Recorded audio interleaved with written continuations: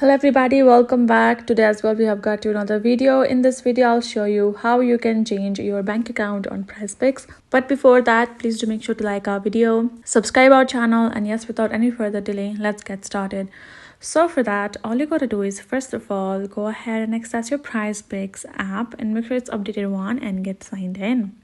Once you have logged in your account, and tap the deposit button in the top right corner located. Once you're in the deposit page, you should see a trash can over there. Simply click the icon to remove the existing payment method of yours. And if the trash can isn't there, that means you still need to wait for your 60 days waiting period to end. That means when you have entered one payment method before 60 days, you cannot remove it. You have to make sure you do one transaction with it, and then after 60 days, that payment method you can remove, add another one, which includes your bank account. For example, if you add a bank account, after 60 days, tap on the trash icon, remove it. Go ahead, tap on the bank account as again, and enter the new account number that you wanted to change.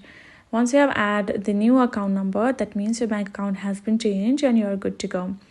That is how you should be able to do so. Hope this video helped you all. Thank you so much for watching. I'll see you guys in our next video.